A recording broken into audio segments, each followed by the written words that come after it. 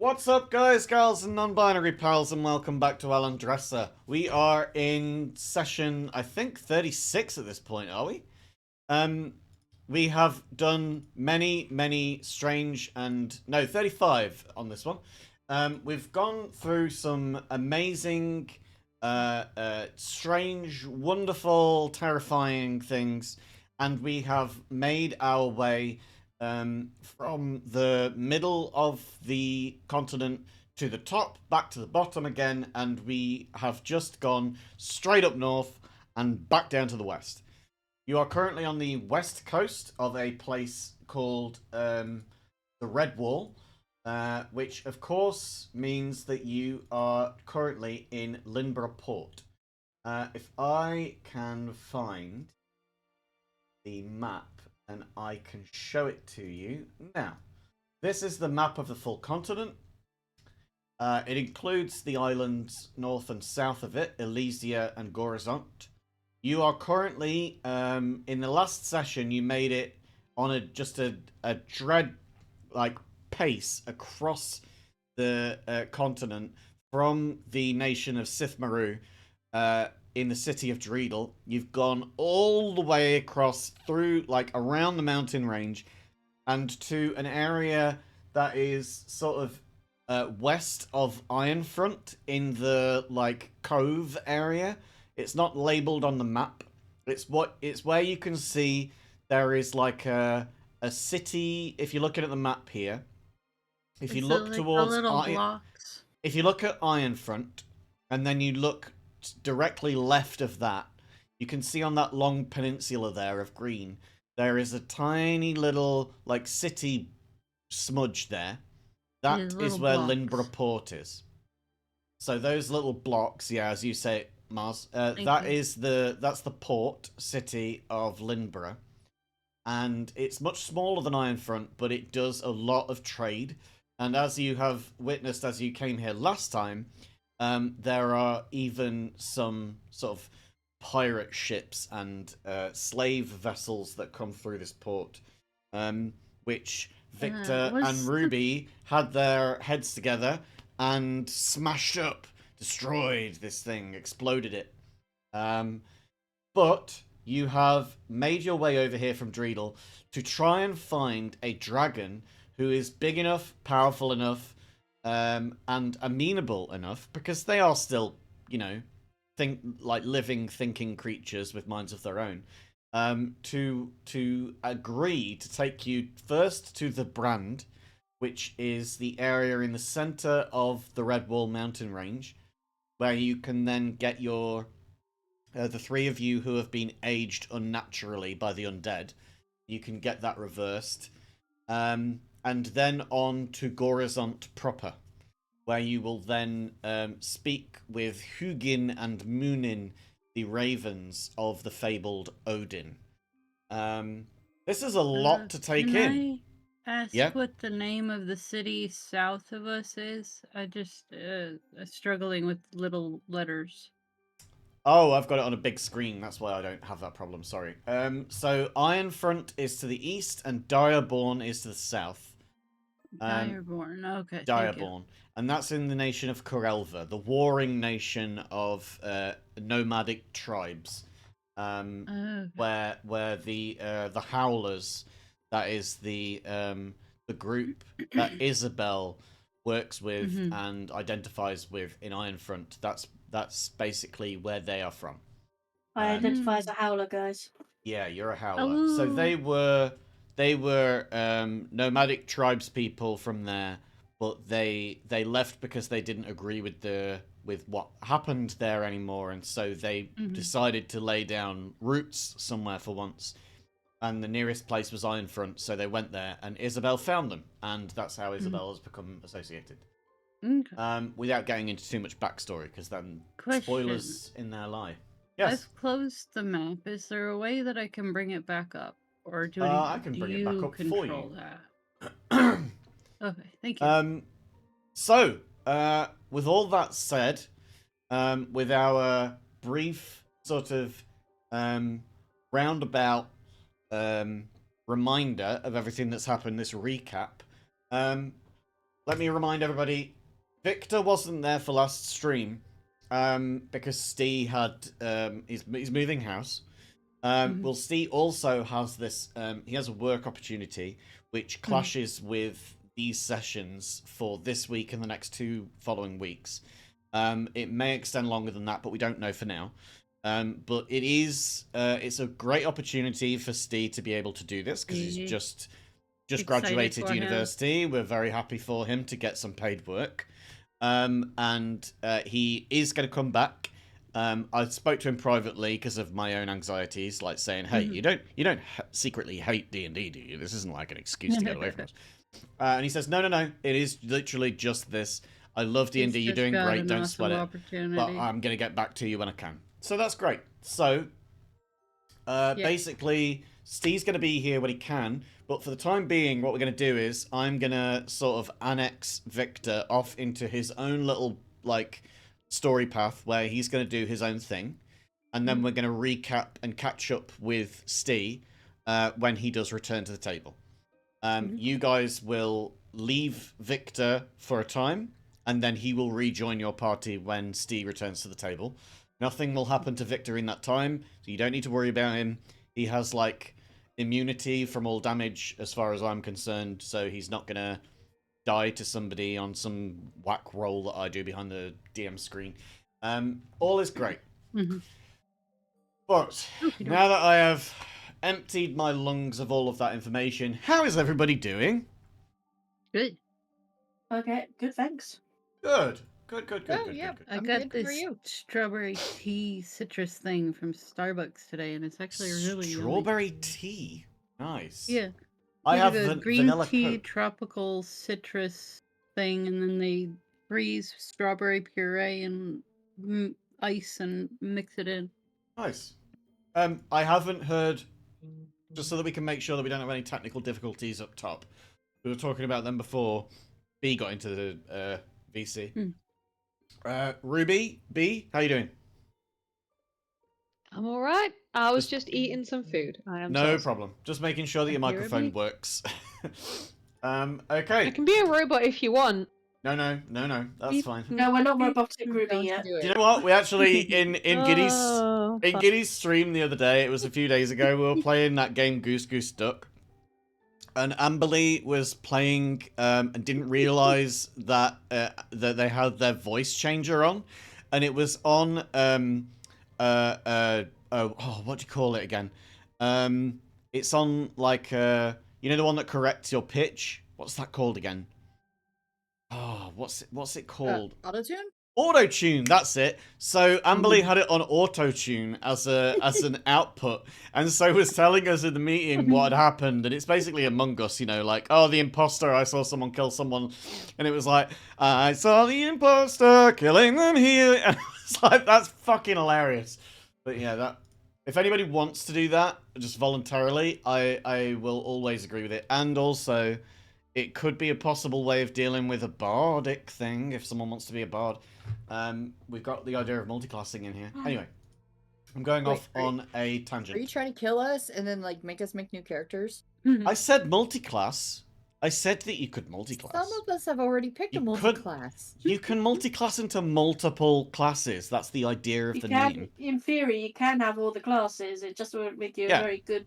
in You'll have combat. like a low level efficiency in each class. Harrion, Jack of all trades, master in of my none. first campaign, Harrion, who is played by Silent Strike, who you have seen in stream before, he was a broken character because he multiclassed into 3 different classes. I think they were Rogue, Bard, and Fighter, and they were so overpowered because he got expertise and Jack of all trades, and that meant that he was at least half proficient in everything, and at most had double proficiency in everything. And it ended up being that he had a bonus on his persuasion and deception of like plus 14. So any roll for it basically was always going to succeed, which was ridiculous. It was so crazy. Anyway, we left off last time with you finding yourselves a rowing boat and heading your way out to the point that you had destroyed the final promise. the vessel, the slave trade ship that had some of your previous cohort on, and Ruby and Victor worked together to make it so that this thing completely exploded in what I recall being a very, very high damage roll. And you have since reasoned that if you're going to make your way across the entire continent in the time that you need to get to Gorizont to see Hugin and Moonin, you're going to probably need the help of a legendary creature in order to do that. Because no regular beast or method of transportation is going to get you there as fast as you need to go. It was, in fact, a miracle that you managed to get to Linborough Port as soon as you did. So, you have headed out into the swell, and Briar then rolled a 24 on perception. As the waves swelled and receded, it felt like breathing to Briar, and then you saw the glint of an eye looking up from the water. And I will bring you all into this. So you are currently... Hang on. Including the boat. Get rid of the boat. You are currently on the boat. We'll just do that. And there we go. Send that to back. Okay, so you're on the boat. You're on these waves. Ignore the texture. The texture looks like you're on rock, but that's just the Dungeon Alchemist rock texture that you get. And you have... I still haven't loaded yet. That's Yeah, fine. Of course, I say that and then it loads. Oh, well, yeah. yeah, you're a fibber. You're naughty. I believe you. It's okay. So if I zoom out for everybody, you can see just how far out in the ocean they are. They've gone out basically through the open quay that is the port, and they've gone out past that little gateway to see where all of the treasure from that ship has swept out in the waves. And this is where Briar, and only Briar, has seen the glint of this eye looking up at her from underneath the waves. And it feels to you, Briar, like this swell of the tide going up and down does not match the natural shift of tide as normal. Feels like this might be the breathing of this enormous water dragon that's affecting that. What do you want to do at this moment? Well, I want to alert the others and be like, do you guys see that? In the water. What? Something's looking at us. Do you see that? What? No. No. Fishy splash? Water. Is it a fish? Because there's fish all around us. It's a big eye. And don't you feel the boat? It's moving differently than the tide. Almost like it's breathing. Can think we something's do watching another us. perception? The Yeah. tide is breathing? You've all just rolled perception like a moment ago in game time, so Yeah. you won't be able to re-roll it, no. Okay. That's yeah, just wanted to ask. Yeah, that's fine. Huh. I mean, could I duck my head in the water? With direction, can we see this eye that they're pointing out? Or has it Yeah, where disappeared? So- Are we still oblivious if we rolled poorly? Because that's where I'm at. I'm not even seeing you on this boat, Briar. Why have I not seen you on here? I see myself. I'm right next to Okay. Isabel. Isabel? I can't see it. No, I don't see you either. Yeah, I don't see you either. Yeah, I don't see you either. Oh, Sorry. well, I see How's that? myself. Does that work? There Hey, you go. you I can see you. I can see you. Okay, I just You put a even new come with a token on health there for bar. you. So you've probably got two... Yeah, you've probably got like 2 tokens on there now. On I your see end, anyway. Briar Yeah, over you here. even came with the health bar. Yeah. Yeah. You're all supposed to have health bars, but I just copy and Oh, paste it I and never was. updates it. Me and Ruby You were occupying behind the same- somebody! Okay, right, well, Yeah. we'll delete that one. Because the new one's got a health bar. So, What's up, bro? So yeah, Briar, as you look up and look around and tell everybody what's happening, and then you look back towards the water, you don't see the eye looking back up at you anymore. That's strange. it's gone now. We're all a bit antsy. Maybe you just thought you saw it? Maybe just a little heat exhaustion or something. Sorry, guys. No worries. I'm gonna remain vigilant though, just in case something Okay. doesn't feel right. As you say something doesn't feel right, you do notice at this point that the swell and the shift in the tide has stopped. Okay, now I don't feel right. Everything is silent. There's barely even a ripple of water. What breeze there was has ended. And you feel a stillness in the air, eerier than you've ever experienced before. And as you start to recognize this, and you hold onto the sides of the boat, and you ponder on exactly what's about to happen, each of you with your eyes darting around, looking up, looking down, trying to figure out exactly what's going on. I'm going to say that, Briar, based on your previous perception check, I'm going to allow you, and only you, to do another perception check, because you rolled so highly last time. Okay. Exactly Ooh. the same roll again. Another 24. 24. Fuck me. I'll take it. Yeah. You don't just feel the eeriness. You can tell now exactly what is happening. And it's not great. As you look over the side now, you can see that what was stillness in the water has been replaced with a heavy beating of your heart as you start to just get terrified at the sight of what you see in front of you. Swirling around in one great loop around your entire boat presence, all of you, the whole group. Briar sees this enormous, huge, legendary water dragon swimming in circles around your boat. Not a single ripple in the water is felt. And only Briar has spotted this so far. But Briar does spot it. And it is staring straight at you. I'm gonna like kind of grip the side of the boat and maybe the seat underneath me and sort of I don't want to scream on stream word. But yeah, I let out a scream after that.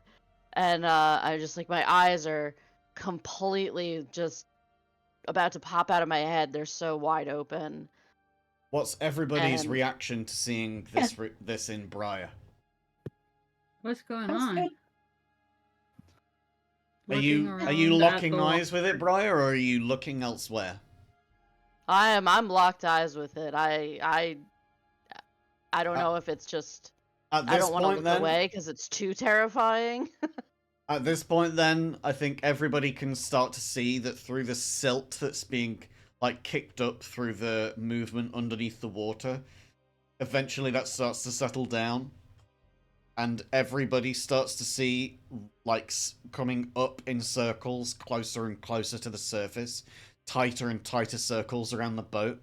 You all start to see this, like, it starts off as just being like the odd speckle of light, as if you were looking at, I don't know, like a mineral in the soil being kicked up in this dirt wash, being like reflected on by the sun.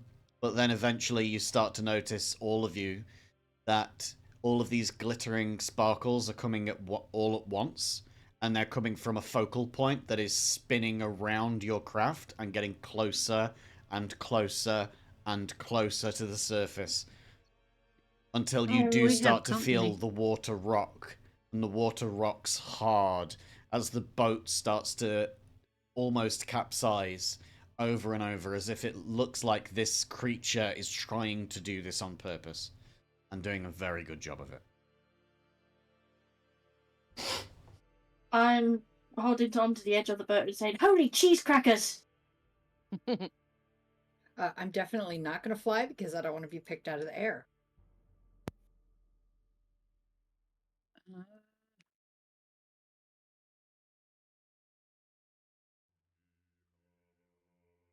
Can I levitate the boat with all of us on it away from the mess that's about to hit us? What is the wording of levitate? One creature or loose object of your choice that you can see within range rises vertically up to 20 feet and remains suspended there for the duration. The spell can levitate a target that weighs up to 500 pounds. An unwilling creature that succeeds on a Constitution saving throw is unaffected. I would say that Um, with 9 people on this craft, your weight is going Too to many, exceed yeah. 500 plus the weight of the boat itself. Yeah, that's what I think was part of my question. This Okay. creature swirls around the water, and you start to feel not only that the boat is rocking left to right, but you start to feel that it's like it's shifting, like in an anti-clockwise direction, counterclockwise, spinning the boat. And as you all I start to wonder- get completely overwhelmed and like all of your senses feel like they're rocking at you all at once, it all goes silent. As you notice that the spinning stops and the tide stops rocking and the breeze comes back. You don't see any glitter anymore. Until all at once, you feel a splash of water as this enormous dragon comes out of the water at each of you. Ooh, pretty.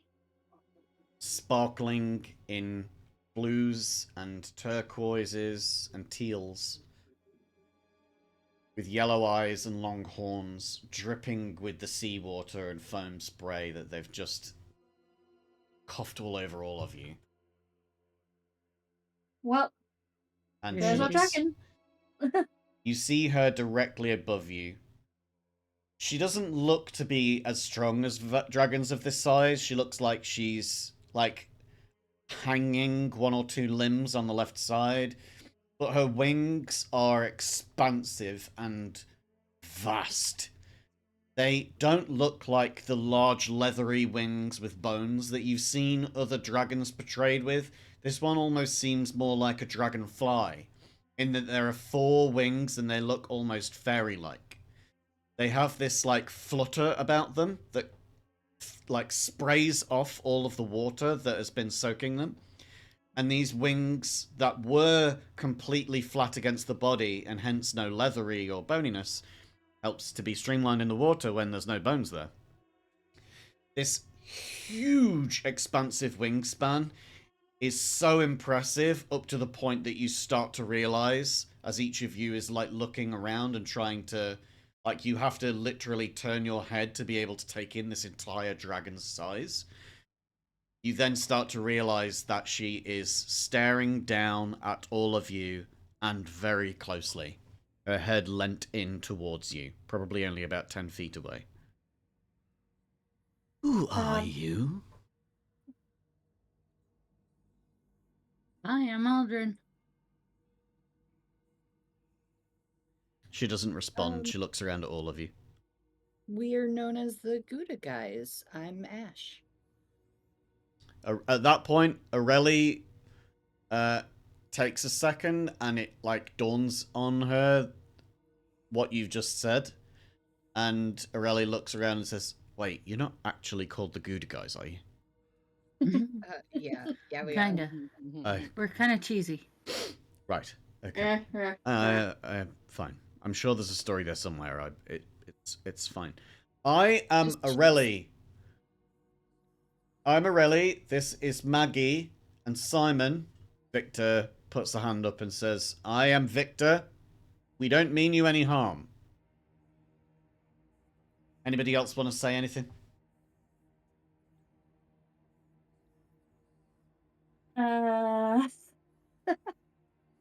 I think Isabel's too much in awe. I'm like, whoa. The dragon hasn't said another word since asking you who you all are. just staring at all of you, unblinking. Who are Someone- you?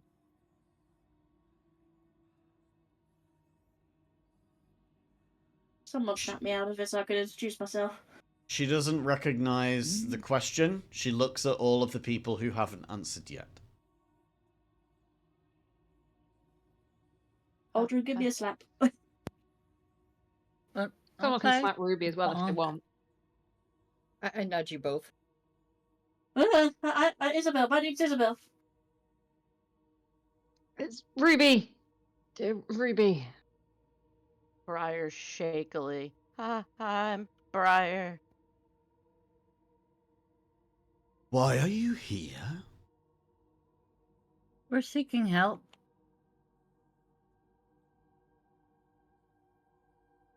We need to travel.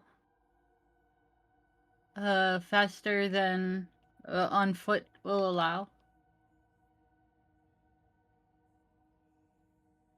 We need to go apologize to some ravens.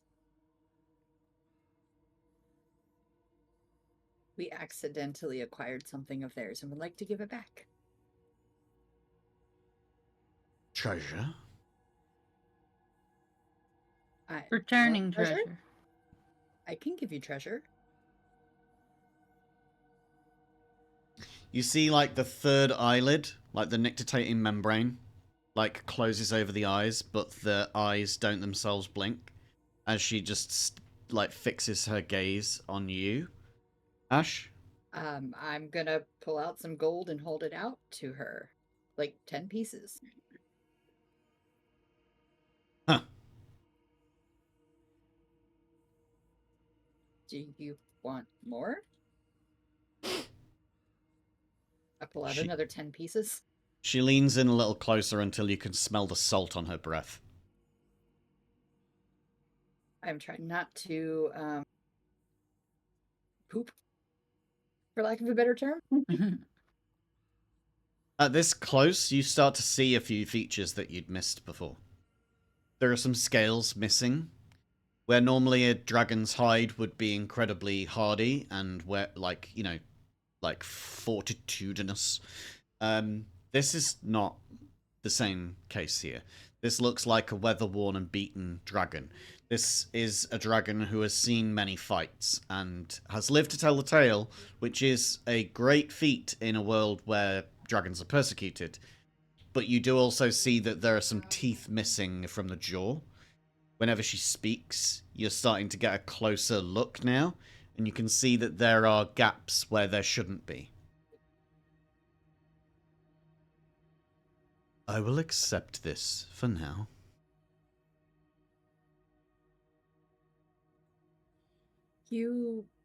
Are you okay?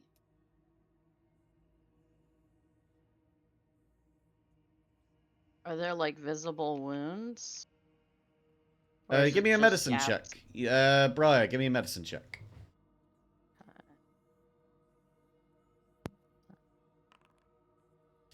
You don't really see much, no.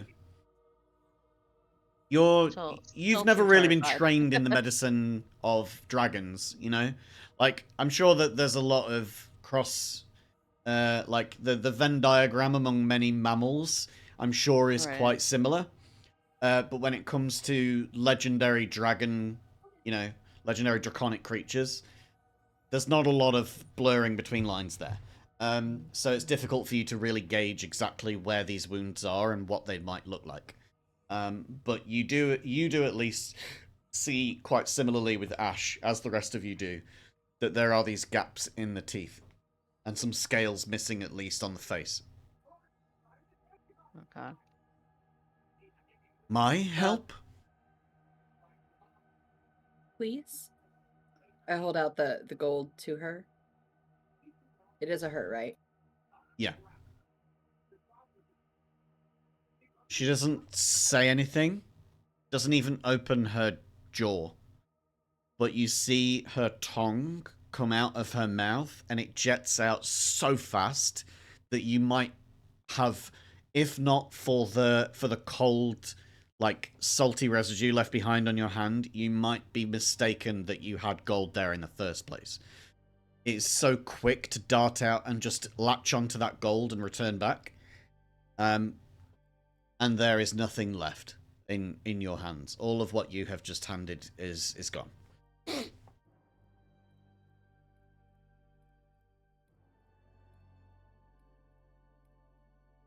She turns her head towards Simon. This one is quiet. Simon, if anybody wants to, you can take a look at Simon, or I think that it would be perfectly reasonable that you would be staring at the giant legendary dragon that is staring at you all.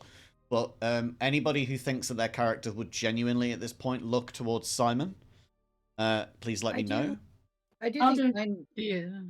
just because like that exchange and then just looking down and then she says this one's silent, I'd look over like who? Mhm. At this point, you see that Simon is unconscious on the side of the boat. Oh, Up to this point, you hadn't really noticed because of all of the commotion with the dragon swirling around. You also Oh. get like the faint smell of ammonia in the air, like Simon has perhaps Mhm. pissed himself. It's like he fainted. He got too excited. I think he wasn't expecting to see you. Understandable.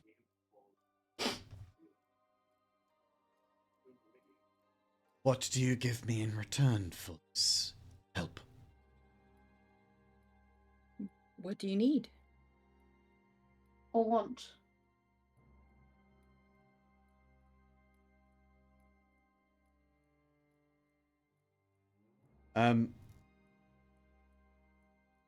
Which of you can speak Draconic?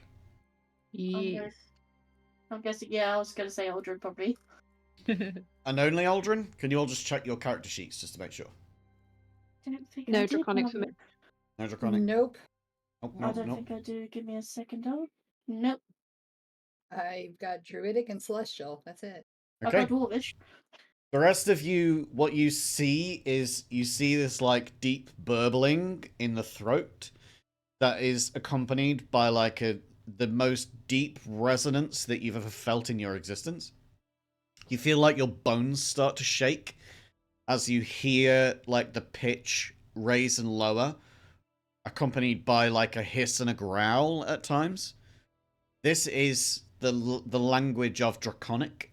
This is how dragons speak. It is a very guttural thing. It is very elemental in its nature, which makes sense given that dragons are assorted by their elements. And for everybody else who doesn't understand what this is being said, this is probably something that would just immediately set you on edge and feel like you're about to die, because this sounds like the deepest, throatiest growl you've ever heard in your life, given by a giant legendary dragon that is staring directly at you. But Aldrin, you hear this creature say,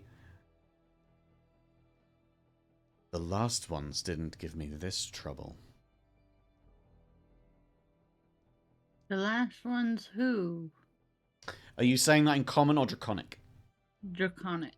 So everybody else, you also hear Aldrin do this like throaty, like warbling bubble that like sounds growling and deep as well.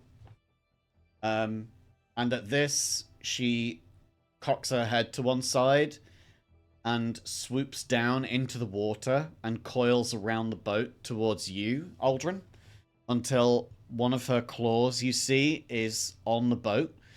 And it's at this point that you start to get a little bit, maybe a little bit off edge, as you notice that just one of the claws on her front hand is the length of like a long sword.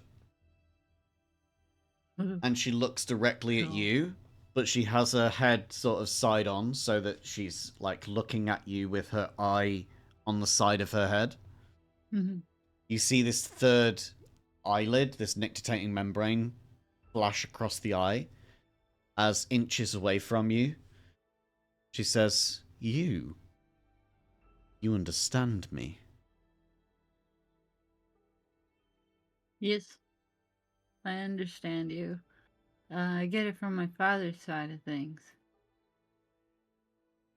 You are dragon folk? Yep. Trying to figure that one out. Trying to find him at some point. But we gotta get on this journey first. Because this is a bit of a more pressing matter to go talk to these birds. They're really important. Who is the master of these birds? Yeah, he's a big to-do too. We're trying to talk to him to get his help. His name? You're breaking up a little bit, Jackal. I'm Yeah. speaking with my face directly in my microphone at the moment. So if I'm breaking up, then it's a Discord problem, not mine. Yep. His name? His name? Believe. Oh, jeez. Odin, right? Yeah, that's right. Odin is his name. We're going to speak to his ravens first. We sent them a missive through the little mouse fella. Not mouse. Squirrel. Ratatosh? Was it? Small folk. More folk? Small folk. Small folk, yeah. I'm gonna yeet Discord out my fucking room. I swear to God. I'm sick of Discord fucking me up every single fucking time. Yeah. I'm gonna have to like remove all of the reactive avatars if I get rid of Discord, because every time I have to refresh Discord for this bullshit, it fucking renews all of your Yeah. tokens, and I don't get to see any of them on stream. It ruins it every single time, and I'm sick of it. And so we're gonna end up just having to get rid of everything and use a different client, because I swear to fucking God I can't use Discord anymore. If you find one, we'll switch over. I'm at the point where I'm like, I'll pay for Discord Nitro if it means that I don't have to deal with this every single fucking Thursday. Anyway, that's Yeah. just me going off on one. I'll just not be able to speak subtly. I'll have to like speak loudly and constantly, because otherwise it doesn't listen. Which doesn't help when I'm doing voices. Right. Yeah. So, Small folk, yeah. and the Odin is small folk?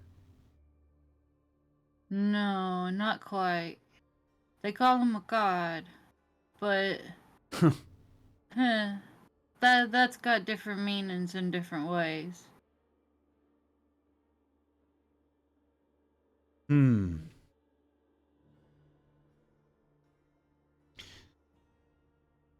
He is your size? Kinda, maybe? Then he is small folk. Okay, then yeah.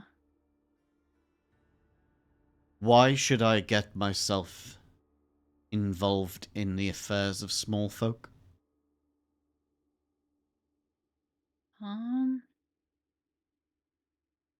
It would really help us out.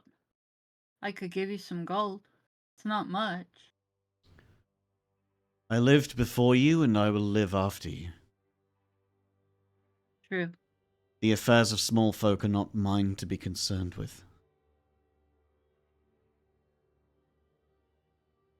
We still can't understand this, right? You still are just hearing growls, and like you feel that your bones are gonna break at any second, because this dragon is on your boat, and it's a small boat at that, and you can feel the vibrations getting deeper and deeper as this dragon gets like more and more frustrated by this line of questioning.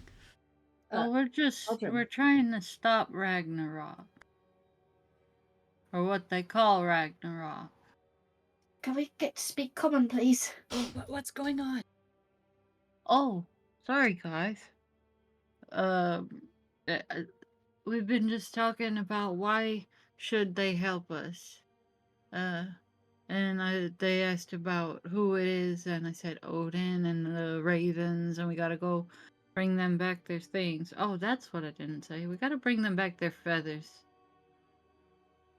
Gotta return those. That's important. Did you tell them about why we're doing all of this? To stop About Ragnarok. Ragnarok and Yeah. Odin being a god and all that stuff? Or Yeah, sorry, but they God in scoffed at that. quotations. He's kind of a god, but that's got different meanings. You have to use God in very big quotations with regards to those. But why they're asking us why should they help us small folk? Why should they Because bother? we're gonna try to put it into Ragnarok, which means we're gonna try to keep the world going. Because if Ragnarok goes on, isn't that gonna just destroy everything? I don't know.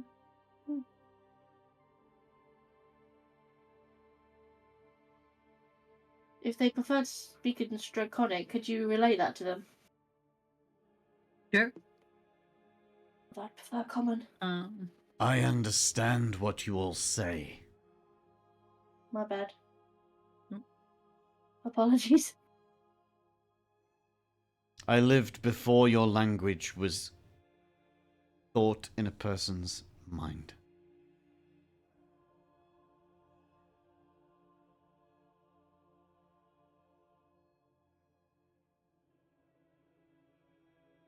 You Tell seem me. very wise. The world will continue. The small folk will not. Why should I bother with such matters when the Maybe small we can folk help have you. done nothing for me to this point? Maybe we could do something for you. And change that. Treasure? What treasure do you seek?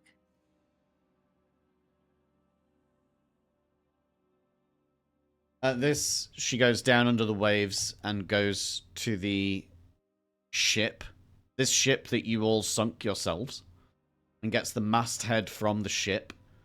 And brings it back up to the surface. And before you even see her, like, emerge from out of the water, you see the figurehead of this thing come out first. This, you know, maiden with flowing locks and stuff. All of the usual Oh, that's stuff what on we a ship. think. Wait, You did this. Yep. yes. We blew it up. Yeah, Ruby. We don't know if they like that we did this or that. So Well, let's we keep blew it clear. up. At the laugh that Ruby gave, she turns towards Ruby. She, at this point, she doesn't change in her shape. She changes in her size so that she can climb on board of the boat. True dragons are able to polymorph into humanoids.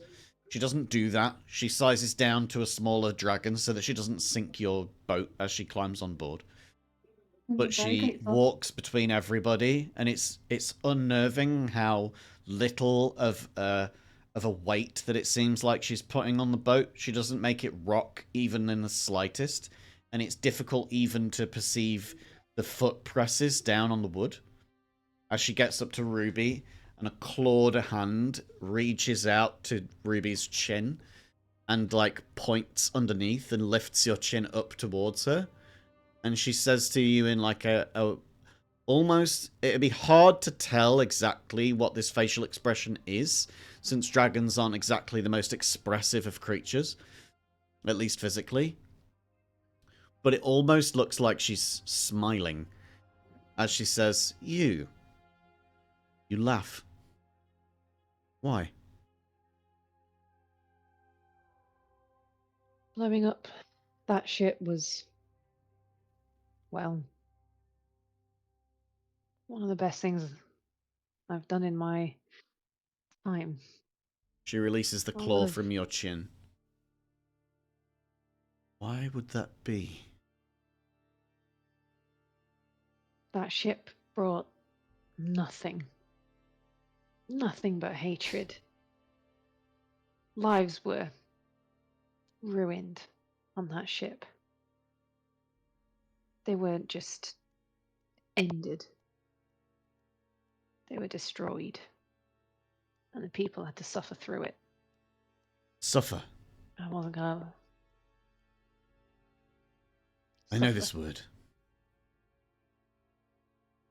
At this point, she raises up one of her wings, and you can see now that there is a deep wound on the underside of that wing. It's an old wound that's scarred and healed over time, but it is a deep wound regardless. You see now that there are patches, not just the odd scale, there are patches of scales missing from the parts underneath these wings and underneath her arms. This is a dragon that has seen a long, long life, but a very troubled one. It looks like she has suffered herself. Pokes our local clerics. Can you do heals? I'm gonna grab Ash's hand with their permission. Oh, of course. And I'm gonna kind of say, like, let's try to channel our power together, see if we can heal her. Let's make sure she's okay with it. Yeah, good idea. I kind of look up at the dragon. Well, I guess she's small, so I don't have to look up anymore. And I'll ask, is it all right? And I'll hold out my hand, kind of like to her, and say, we might be able to heal you. We can at least try if you let us. She narrows her eyes at this point. This is the first time that you've really seen her eyelids, like the proper eyelids, not just the third eyelid, like narrow together. She's not been perturbed by you up to this point. It's almost seemed like she's had the cool, reserved nature of someone that is looking at ants, like you are inconsequential to her. But at this point, she looks troubled by the idea of you touching her. And she looks to you both, eyes slowly moving between you each, and says, you may, but understand this. If you harm a scale on my body, you will not die. I will see to that. But your existence, you would wish for it.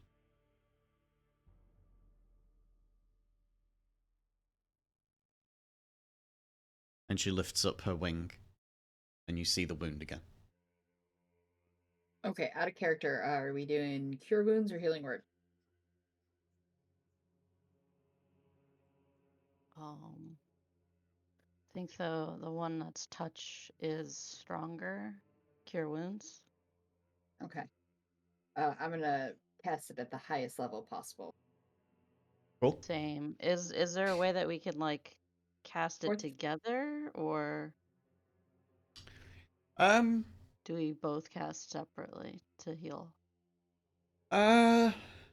If you... So one of you can give me a religion check with advantage, because I'll assume the help action. You decide between yourselves who wants to roll it. What's your And religion? I've only got a +1. Okay, I've got a +5. Okay. whatever you... Whatever... This is probably why Ash has been having such good religion rolls compared to you. Yeah. Whatever you roll, we'll halve it and round it down, and then we'll add that on to the healing potential that you roll. How's that? Okay. So Okay, if you roll a with advantage- 19, if you roll a 19 total, then that will be a 9 that you add on to the healing. Make sense? Mm-hmm. Yeah. Okay. I mean, if anybody wanted to cast guidance, I'm kidding. I won't allow that. No. You Alright, can't be okay. guided towards praying. Just give me that roll with advantage first, and then we will see what you get. 17. So 17 halved and rounded down is 8. So if you both do your cure wounds and cast it at the highest level that you can or that you want to, and then we will roll that. So that's a 31 and a 29, which is thankfully doesn't trouble my poor mathematical brain too much. That's 60. And we add on the 8 from that. That adds on 68 to her health. Which I'm going to add as temporary healing. Because as I've said, this is a long-term thing that happened a long time ago and is scarred. But I will give it to you as like a for the next 24 hours at least. She is going to be more strong and more, vital. And you can see that none of her like scales return. This wound doesn't heal up. It's an old, like, scarred deep wound. But you start to notice that some of the like flexibility in the skin that you see underneath where these scales should be, you see it become a little bit more pliable, a bit more flexible. You see that there's a bit more color comes back to it, that some of these scales start to shine a little brighter. And you see a look of like a luster in her eyes that she didn't have a moment ago. And at that point, she reaches out and grabs you by the shoulder, Briar. Ah. You start to feel the claws dig into your shoulder until, like, even through your armor, you start to feel it piercing the skin. And she says, You are skilled. Thank you. And thank you, too, bird. And she releases your shoulder.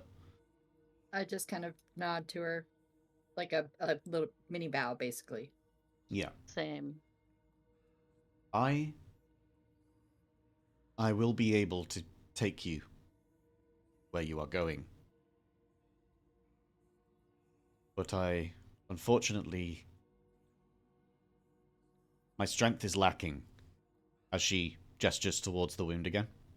Even with my great size and power, I would need to leave a few of you behind.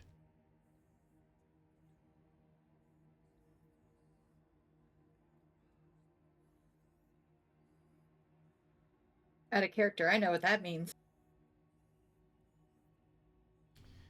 At this point, Simon comes to again, notices that he's pissed himself, sees that there is a dragon stood on the boat, and falls unconscious again.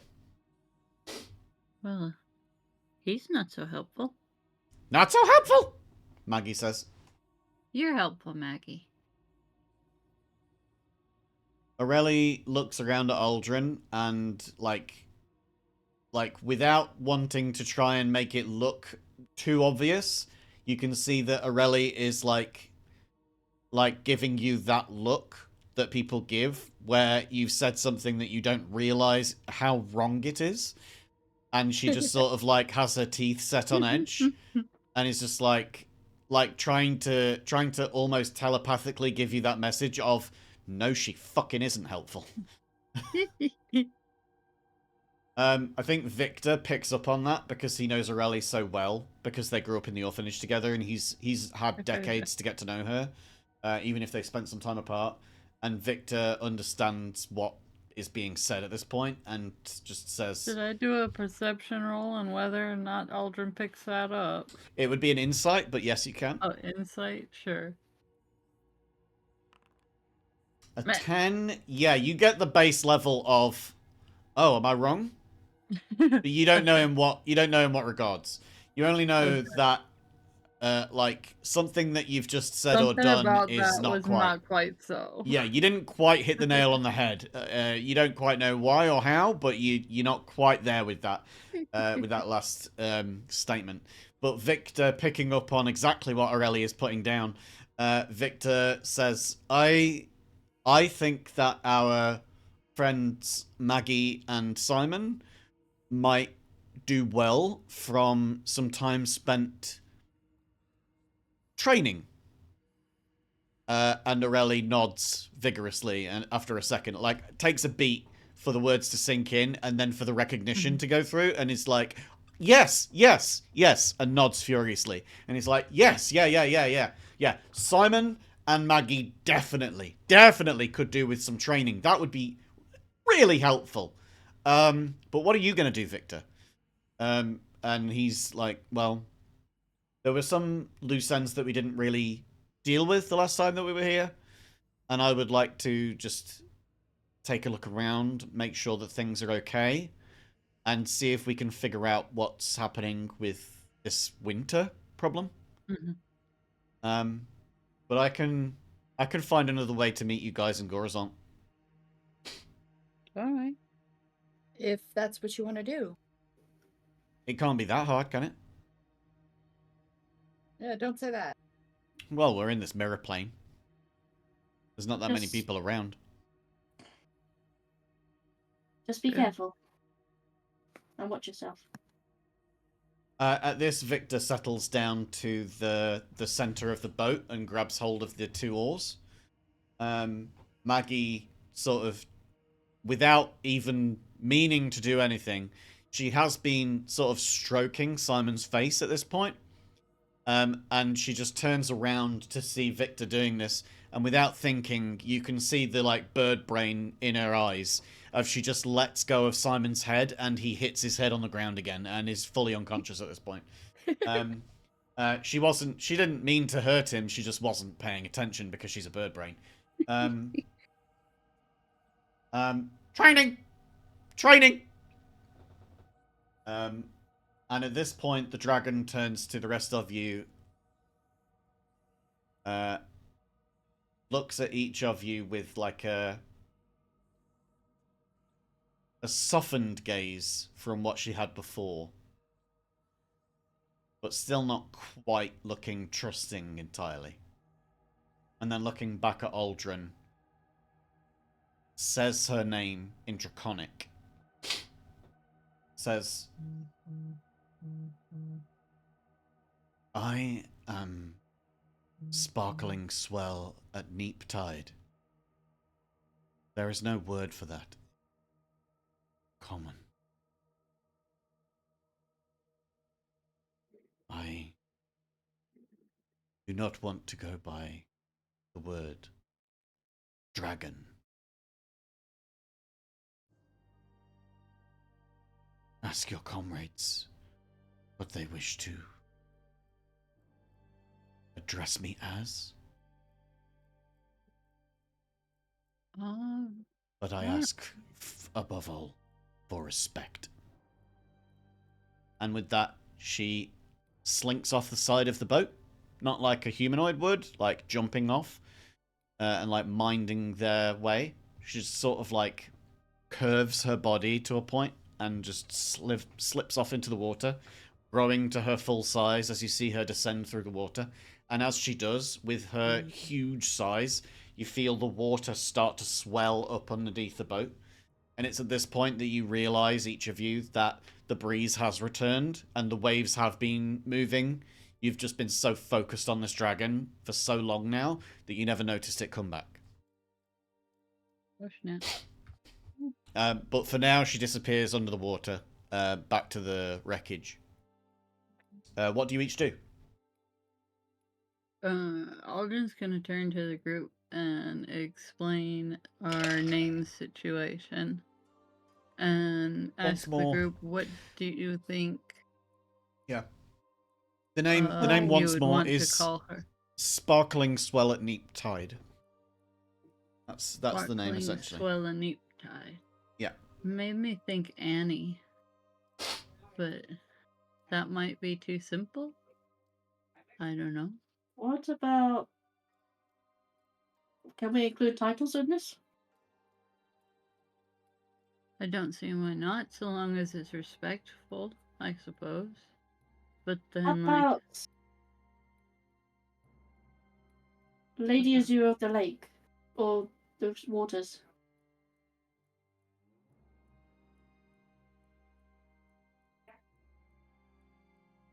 that's a lot to say every time. Then how about just Azure? As in the colour, I guess. That's pretty. Yeah. What do you Lady guys think? Ceruleum? Huh? What about Lady Ceruleum? Oh, that's pretty. Oh gosh, there's too many pretties. Come on, Lady. come on, everybody else. We have pretty names, so we could all agonize over the next hour. Oh no. I like Lady Cerulean, because that sounds like her name, but a little simplified. So, well, I don't know what her name is, because you said it can't be pronounced in our tongue. Yeah, Yeah, but that when I sounds say right. when I say sparkling swell at neap tide, that's like me trying to pronounce something in English that I also can't pronounce in English. Like what she has said to Eldrin does have a word in Draconic, and it is that word, but it doesn't have a direct translation that would make any sense in English. And the closest approximation would have been sparkling swell at neap tide. Like the literal name for that in Draconic. That sparkling swell at neap tide, we don't have a word for that in English. Nor would you in Common. That's what she is named as. So that's basically what we're getting at here, is that she doesn't have a direct name translation. The closest that you can get is that name. I think that it would be up to Aldrin to choose in this case.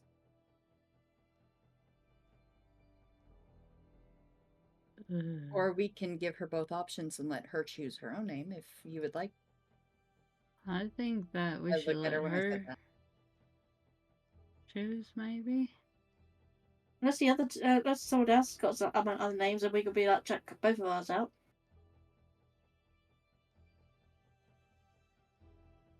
B. Briar. Oh, Ruby Briar, right?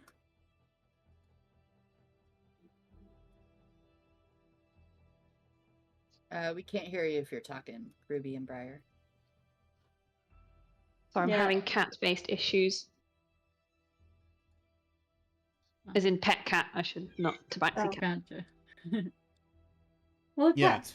Yeah. As you all look over at Ruby, she's grooming herself. She's like licking underneath her armpit. Yeah. That's the kind of She's like, cat-based "What?" issue that Ruby's having at the moment.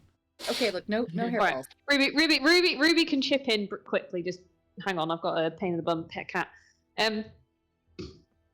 So Ruby, given that her name kind of isn't a standard name and understands a little bit more of a representative name, just sort of turns to Isabel and is like, I think is a good name. You want another gem name around, don't you? Or is it coming? Don't see straight through me, Isabel. All right.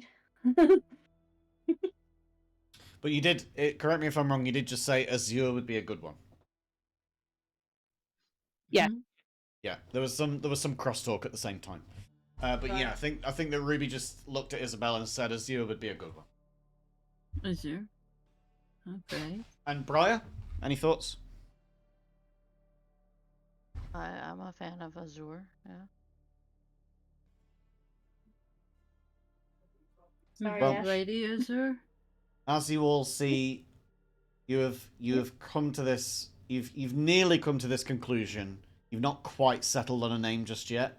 You're all still discussing it when you notice that Azure, as you want to now call her, is at the head of the boat. What's that? The stern? Is that the stern? I don't know. Bow Front. and stern. Front. thought stern Front was of back. boat. Is it bow then? The bow. The Yes. bow. Okay, there Bow. we go. The bow. So you're at the bow of the ship, or the boat rather. The dragon is there, waiting and listening to all of you discuss her name, as she sort of slow blinks between each of you with this third eyelid. Are you ready?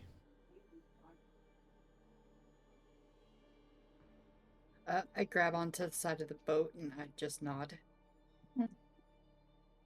She lets Okay. down one of her good wings, and you can tell that it is like a dragonfly wing. It's like long and ovular. It's not like a big leathery giant thing, but it's definitely big enough and strong enough for each of you to climb up one at a go. So you're each able to climb on board her back, Mhm. and she does start to look like she's taking the stress of 6 people when it gets to 6. Which includes Areli. So Victor, Maggie, and Simon are staying behind, and the rest of you are going, which makes 6. Would You're all it on board at this help point? if- I'm trying to ask her, would it help if I kind of like hovered since I have wings too? Like held on but hovered? She just mirrors your words and says, "Hold on." Hold on tight. What am I holding on to? I don't want to be like disrespectful. At that, she doesn't say anything. She just expands out the the membraned fan of spines that she has along her back. That it looks like they can fold down into her body when she's streamlined, but they are there to help her move through the waves and tides without being affected. And so yeah, you see this like it's almost like a dorsal fin, but it goes all the way down her spine and tail. Her tail at this point, you've only ever seen like in its full length when it was short. You've never seen it at its full length when she was at full size. So even now, it descends beyond your sight into the murky depths.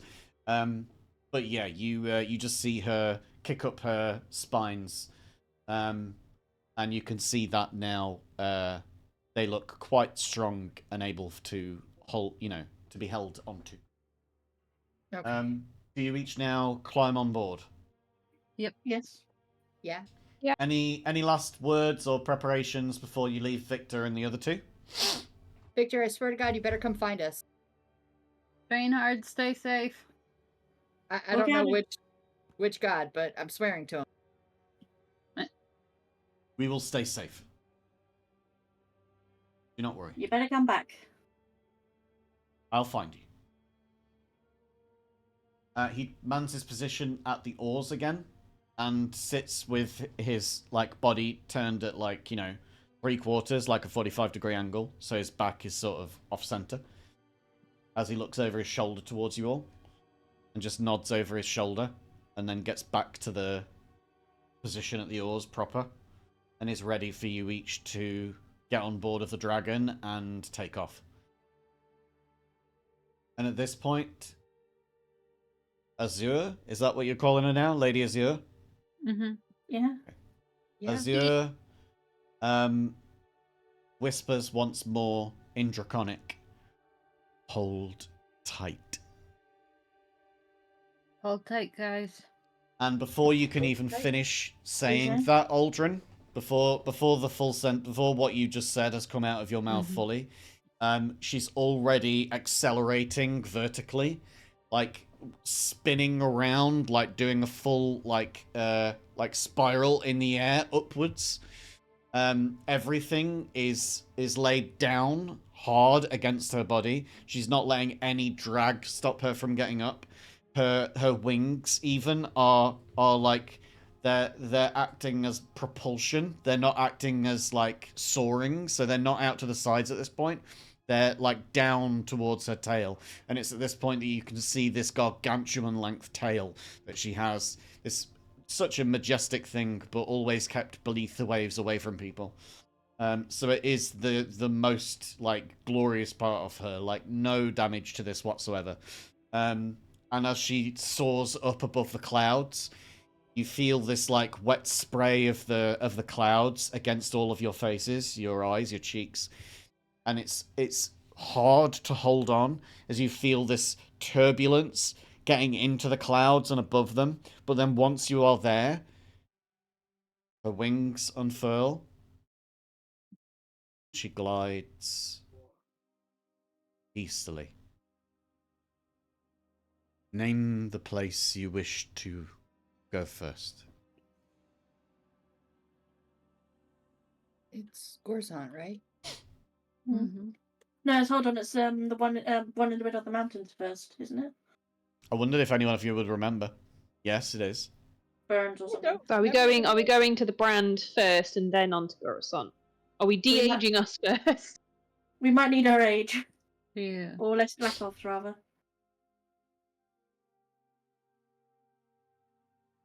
The Well, brand. we can- If that's okay.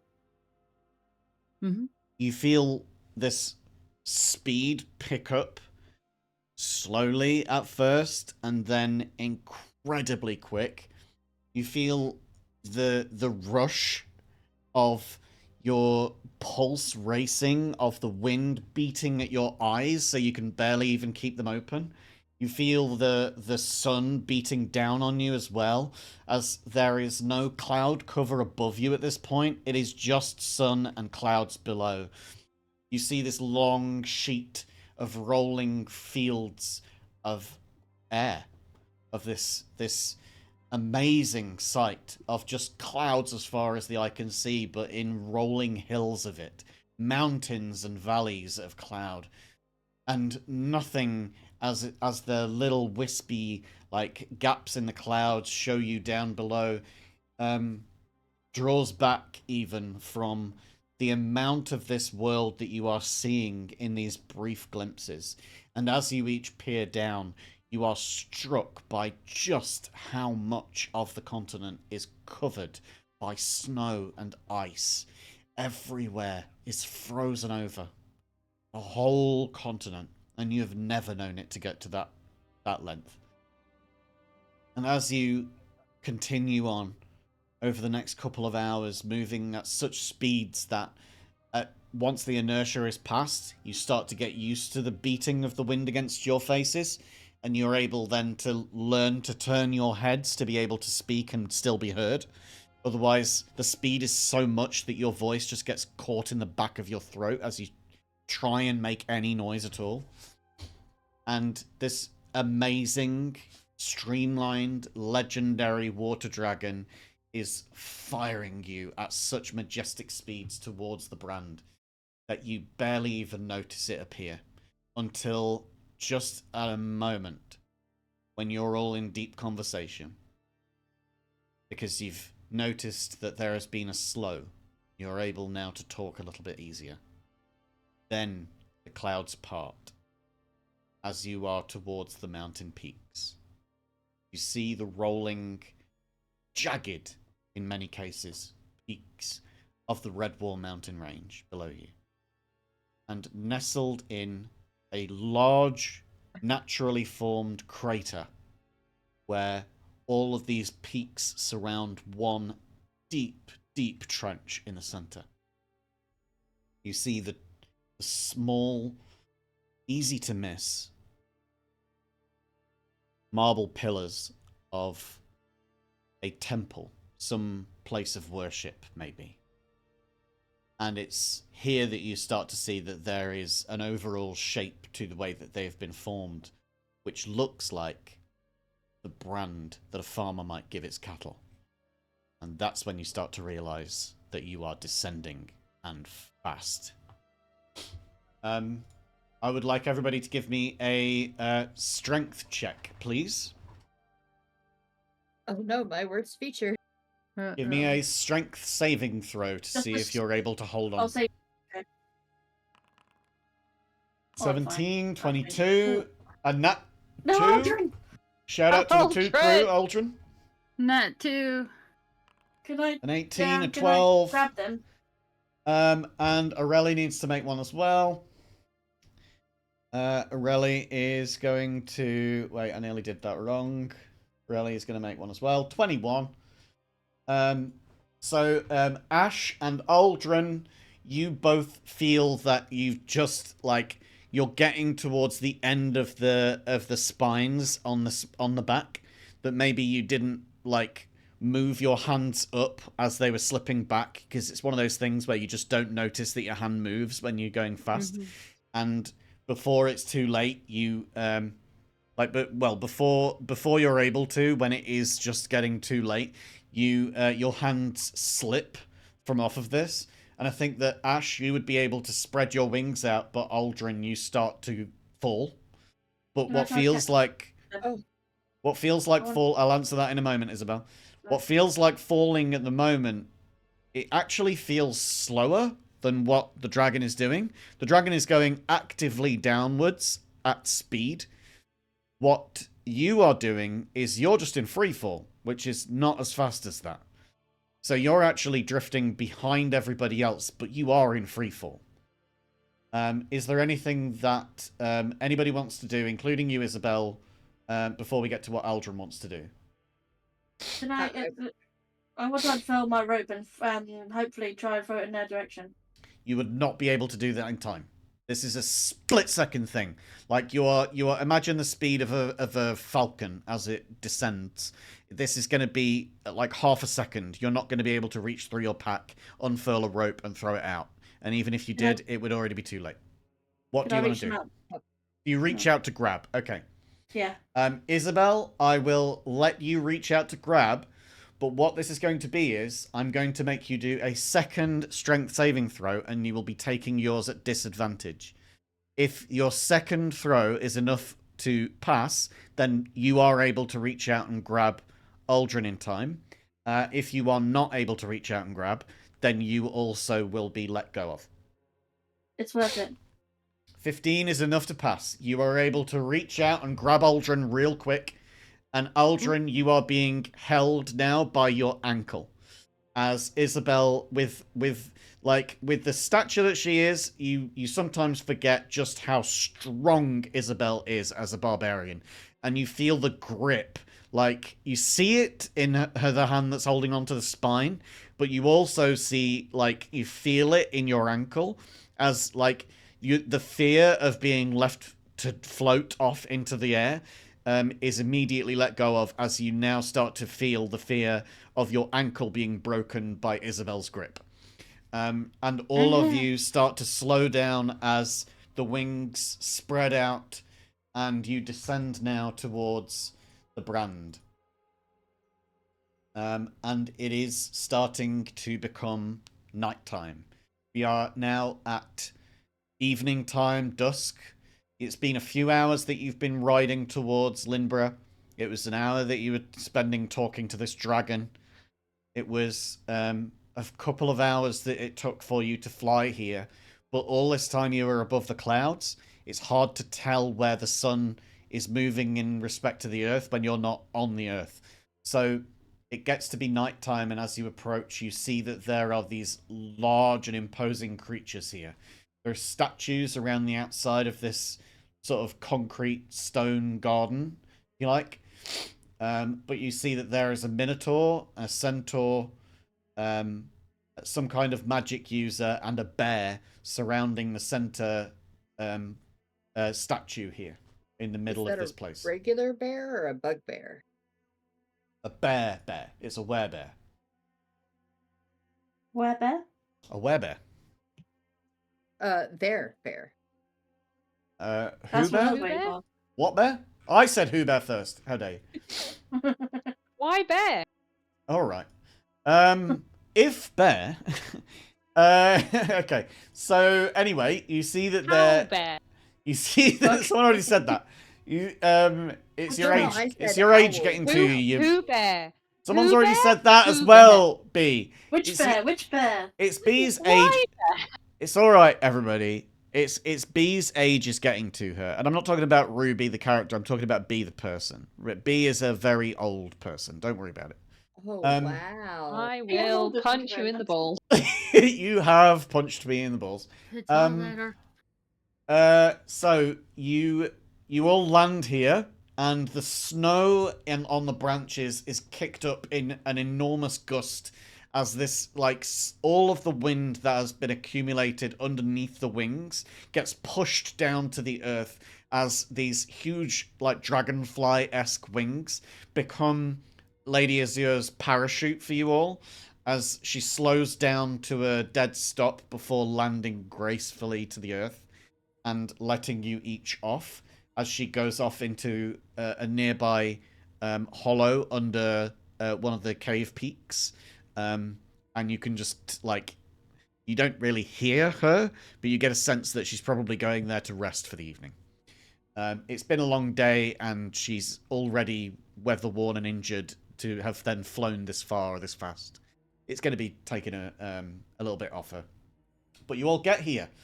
And you are now at the brand. You are here with these creatures, these people in front of you. What do you do? They're each chanting, by the way, together as one, in like a low chant. Old people first.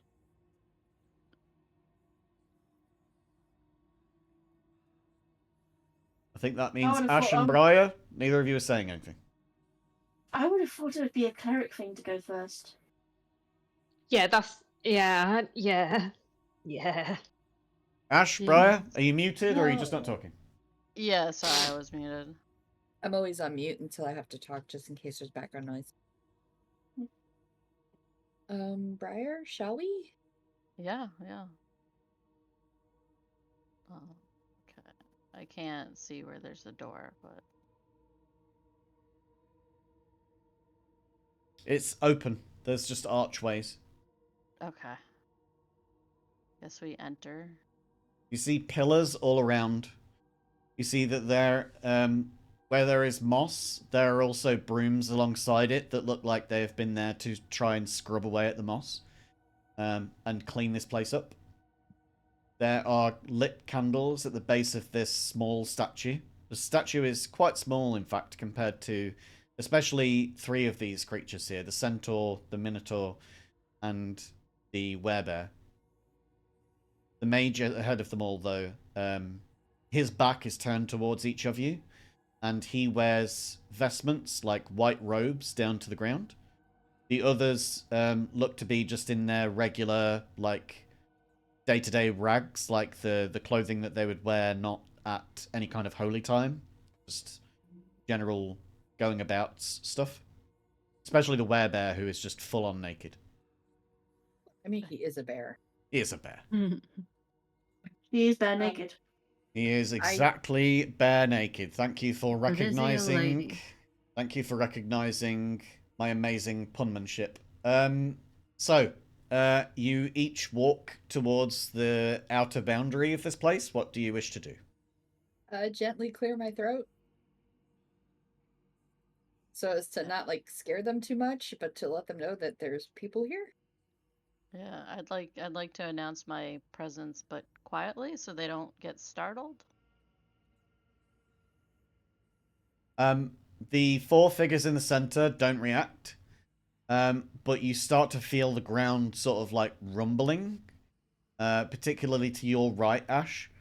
As one of these statues, like a lot of dust and moss, and just the snow from the snowfall around you, starts to like fall away from it as you just hear this like gung gung gung, and the statue comes to life and steps down towards the front of both of you, Oh. slowly lumbering its way across, turning itself to face you, and then turning back into a statue, just as still as if it had never moved, apart from the recent undusting of snow. Does that mean we're not welcome here? What does that mean, Briar? I don't know. I've never been here. I don't. It means we're in quiet time, and you're not supposed to interrupt at quiet time! Shh! One of the others says. Apologies. I just put my hands over my beak. And then I'll just kind of slink back, walking very quietly. Not turning my back to this thing, but just kind of Yeah, keeping that in my sight. backing up quietly. It stays exactly where it is. I'm gonna like tell everybody to shh for right now. You're still talking! Quiet time. We can hear you! The mage again turns around and shushes the centaur. I know, but they're being loud! I know. Listen, it's fine. They're clearly outsiders. We don't know them, do we? Well, no. So then they're not from here. Where else are they going to be from? Fine. Okay, you may approach. Well, I didn't say that. And before he gets to protest, you are all starting to walk forward. So, or at least Ash Yeah, is. absolutely. Alright, Timothy, yes. I like how Briar just like runs up like, oh gosh, but don't go without me. Aurelia at this point is going to hide behind the lead pillar and just hope that they haven't seen her, so that she can at least get off a sneak attack if she has to fight here.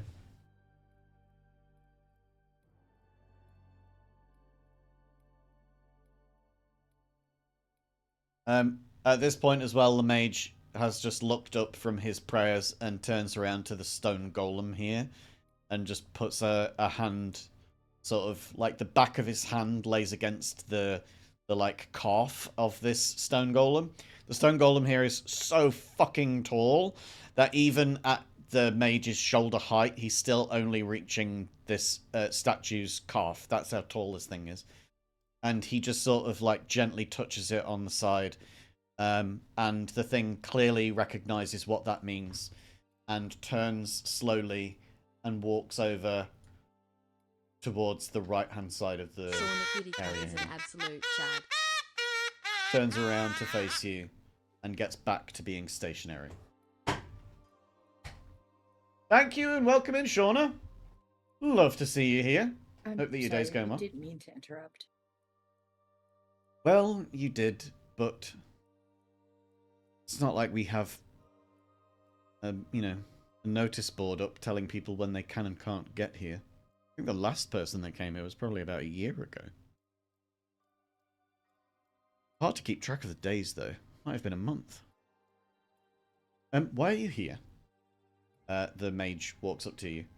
He clearly has no sense of, like, personal boundaries, like personal space, because he's so close in your face, Briar, but he doesn't seem to have really understood that. And you have no difficulty in recognizing this guy's breath is not just bad, it is pungent. I'm gonna try and do my best to not make a face. I would like you to roll for that, to see exactly how well you Okay. can disguise it.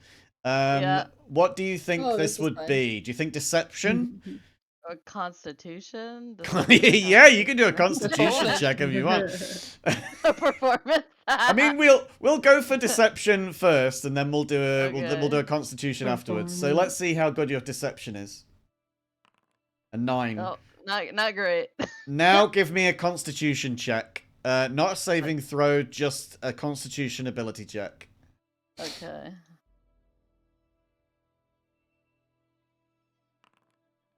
Oh, that's even worse.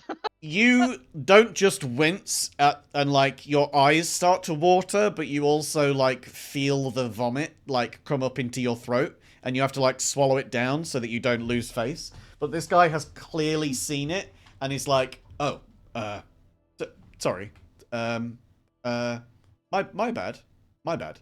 And he takes out some like herbs from his pocket that he's like some kind of alchemist, but he like brings them out of his pocket and just puts them into his cheeks and starts chewing on them so that he can at least overpower the bad scent with a nicer one, I guess. But he doesn't move away from you in any sense of the word. He's still face to face, inches from you. So why are you here? They're old. Yes. They're So am not I. supposed to He lifts one of his knees and it cracks. He moves his ankle around and it cracks. It's fake old. They're not We're supposed Fake to be this old.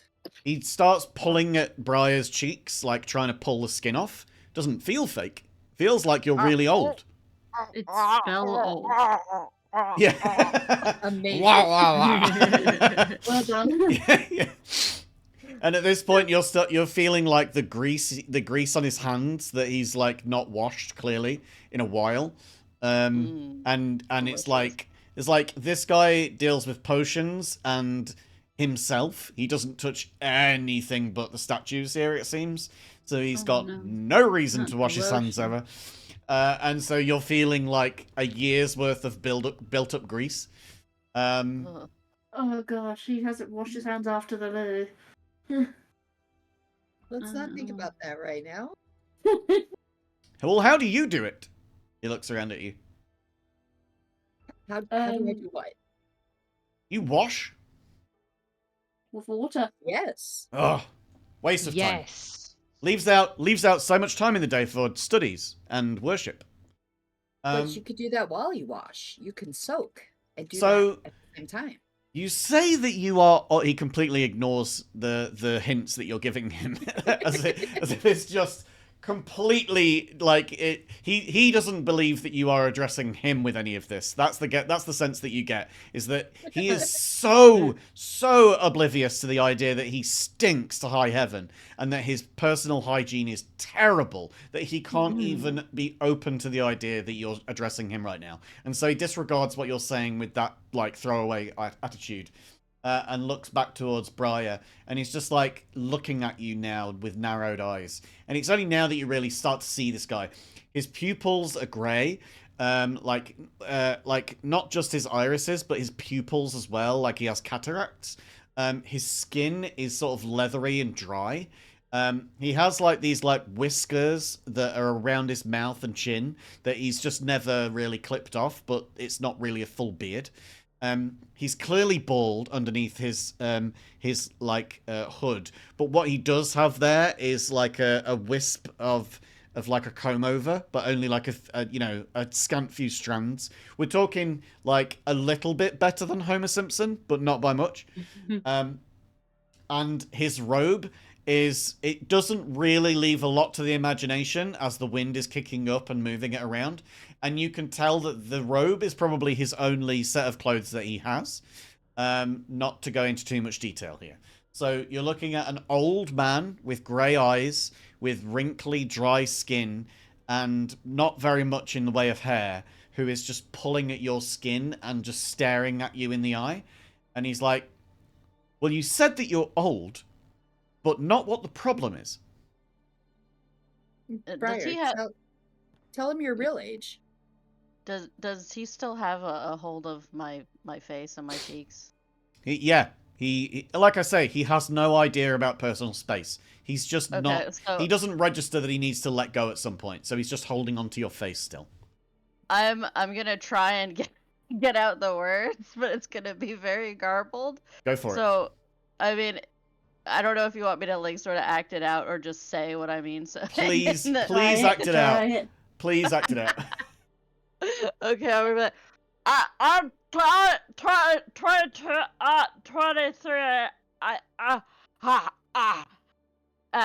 My friends are 60, but they're supposed to be 30. Fucking love that. Excuse me, I'm 22. He I mean, I'm close sorry. enough. That's close enough. he looks over Briar's shoulder towards Ruby, and he's like, "Oh, sorry, I should show more respect for my elders." And he takes a bow towards Ruby, and then but clearly doesn't let go of Briar's cheek that whole time. And Briar, you have to sort of like bend and contort your body to take your cheek with his hand. I'm just reminded that you're just being the dentist is talking to you and he doesn't realize. Yeah. When the dentist got like the drill in your tooth and is like, "So how's your weekend been?" And you're like, "Ah, ah, ah, ah." Oh, that good. Yeah. I think that like dentists would be great at like translating garbled like spy recordings. You know what I mean? Because if they can understand you when there's exactly, but if they can understand a person who's got a drill in their mouth, then they can probably understand like a warbled recording from someone's spy pen or whatever. Also, by the way, Shauna in chat says that this guy's leathery, dry skin could be fixed with a few soaks in the tub. So you know, maybe there's an idea. But yeah, he's only like he would listen to me. he's still grabbing hold of Briar's cheek as he walks over towards Ash, and like drags Briar with him essentially, and reaches out towards Ash, and just like puts a hand on the top of your beak. Doesn't do anything with that hand, just sort of places it there, and just leaves it there, and like looks at you then, Ash, and he's like, "So what's your deal?" Just a bird. Huh. Interesting. But what He just Briar- stares at you. He doesn't, like, transition the conversation on anywhere else. He's just staring at you while holding your beak after saying interesting. But what Briar was saying is she's not supposed to look old because she's only in her 20s. Oh, well, age comes to us all. In this form of a curse. Oh, you're cursed! Oh, well, Yeah, then I she shouldn't be was touching cursed. you then. And he lets go of your hand. He lets go of your cheek. Ah. Oh, You've you like have quite a grip. everybody else around you. I would say probably Aldrin and Ash more than Ruby and Isabel. You can see that Briar has gained a few wrinkles now on the cheek on that one side. Oh no. Like he's creased your face And- so bad. And it's not going to go away when she de-ages as well. Yeah, this might need a long rest to sort it out. It might need a couple of them. Yeah, I'm thinking. But yeah, Briar, you can speak In more the freely now. shower. Oh, you have quite a grip there. Oh wow. Oh yes, sorry, yes. I'm Very quite strong. strong. I'm still just like eyeballing the hand on my beak, like going cross-eyed. Yeah, he's still got his hand there, but at least it smells like faintly of like herbs from what he's been chewing on to get rid of his bad breath. Or at least mask it. It smells like bad breath that's got some herbs in it. Let's be frank. Oh, lovely. So just sprayed some perfume on some shit. Okay. Well, Hurry. There's a The smell in the equivalent air. of patchouli. He says there's a smell in the air. Like Ew. like cheese. Oh, Oh, that yeah. would be us. Yeah, sorry. Yeah, we got a lot We- of cheese. would you Do like you- some cheese? No, can't stand the stuff. Goes through me. And he takes a step back. Did he remove his hand? Yes, he did. Okay, good. I imagine now that the two of you are squirming to try and give some distance between you. Like, if this were like a sitcom, I can imagine Ash and Briar running to hide behind Isabel and Aldrin at this point. Briar is feeling dizzy because she was trying to hold her breath that whole time. Yeah, yeah, yeah, And Ash doesn't want to be Easily. rude, so Ash is like breathing through their mouth. yeah. So, how many of you are old? I put my hand up. But you're old as well, right? Pointing over at Aldrin. You look old. I'm old, but I'm supposed to be. Naturally. But I'm young, Oh, according okay. to my races. Dragon? Only half. Oh. Interesting. Did you see we've got some unusual types behind me? Yeah, I was curious about that. The centaur walks over. Hi, Hello. Hi. I'm Phineas. I'm Aldrin. I'm Ash. Isabel. Hello, Isabel. Briar. Hello. Isabel, you look strong. I raise my eyebrows. I like to think I am. I would like to arm wrestle you before you leave. Do it. You Do know it, what? Isabel. You know what? Get me back to my actual age, and I will.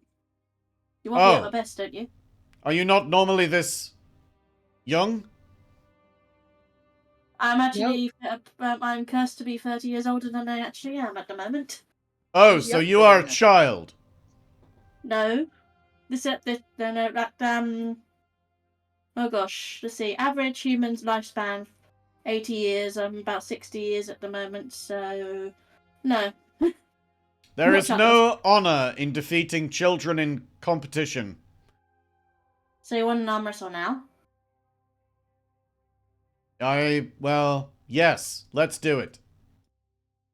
Alright. Go get him. What do you want to do on this?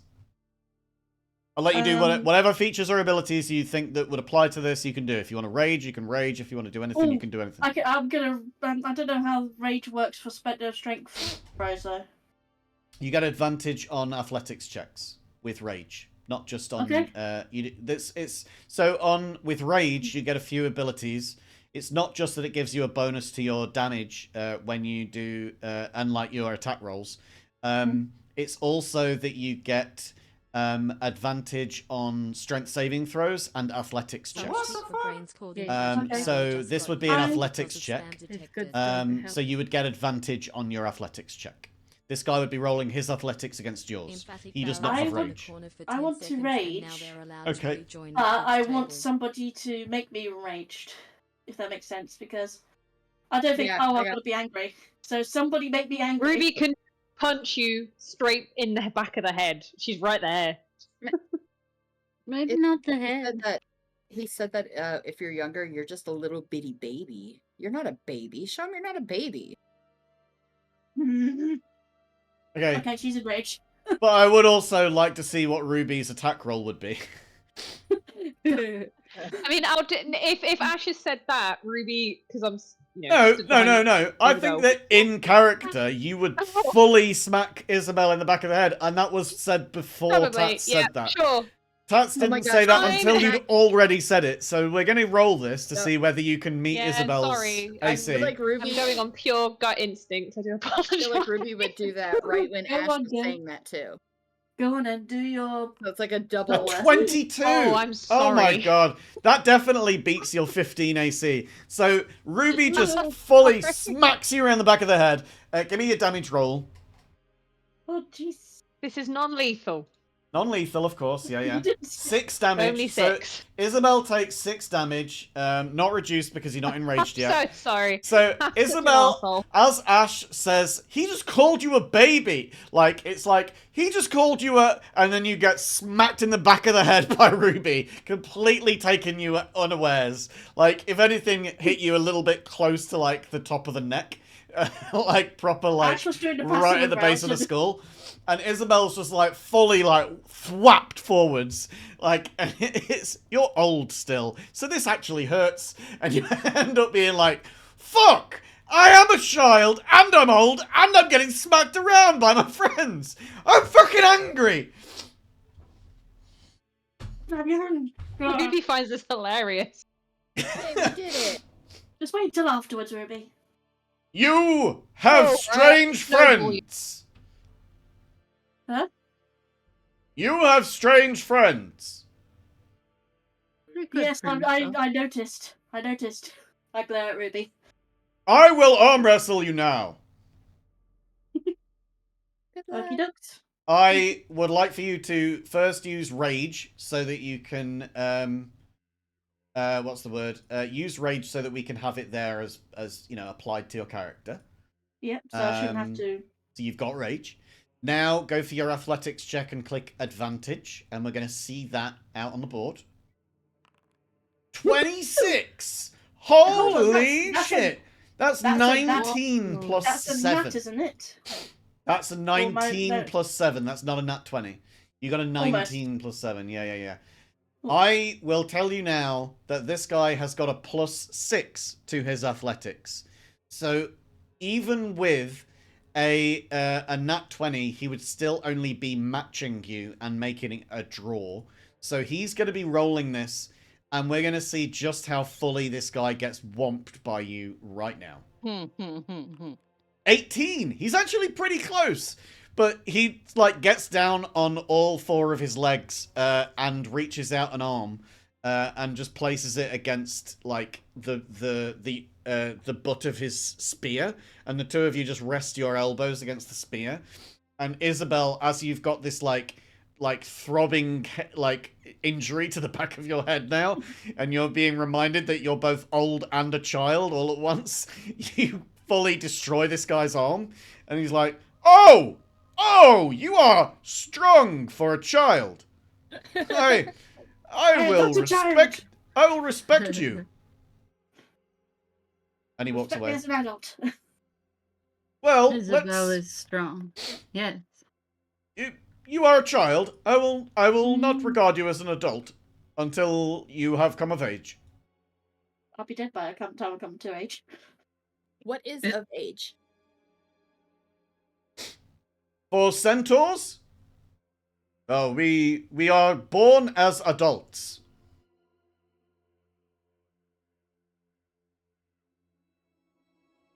Okay, but what is of age in years? You are a puny human folk. That is for your culture to decide. So, but she is of age for our culture. Oh, well then I am sorry. You are a very old person. I've been getting insulted left and right, aren't I? My rage is never going to go away with this. And from behind. At this Left, point, right. the mage walks over to you and says, "Hello, I'm Podrick. Yes, that was Phineas. Ignore him. He's not really very good at the whole, clerical thing. He cares more about diseases. He tries to keep them centered." Mm-hmm. He doesn't really have a lot of experience with people of your kind. Look, I'll get straight to it. You're very old, and we need to fix this. Yes, Briar has 100% recognized what the pun Oh my was. god. He is the centaur for disease control. Great. Yeah. That's a slow clap right there. Yeah, it is. There it is. The centaur for disease control. Slow I'm clap seeing too. your clap. Hey, Taz, fucking I'm love seeing it. your claps in my chat right now, and they don't look particularly slow. You've got 3 raccoons rapidly clapping me. That was Can't from take me, that away. thank you very much. I'm pretty sure. So, he as we move on from that pun, it was definitely worth doing it. That's better. There we go. That's the slow There, clap. there you go. That's the slow clap. There we go. So Podrick looks to each of you and says, I am a mage. I am of the wizarding persuasion. There are clerics here, of course. It is a temple. But they are further down inside of the temple. We are only at the top level here. You will need to go down as well if you wish to rest here. I imagine that you would like to rest. If possible, yes, please. Yes, of course. Let us go. And he takes Isabel by the shoulder. And I shrug it straight off because I'm still in rage bait. We're not going to make you roll for that. We're not going to make you roll for that. His hand just slips off with the grease that's on it. But he does then go for Briar's cheek again. Oh, and God. grabs for Briar's cheek. And just I'm leads you as a group with Briar at the head by pulling on Briar's cheek the whole way. It could be worse. It could be the years.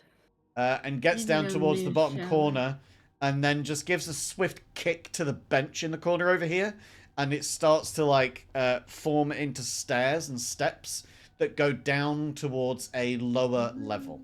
And you are all able to get down there. Let me just bring you all down to here.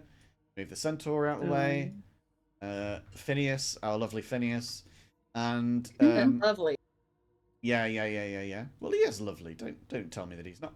And we get down towards this area.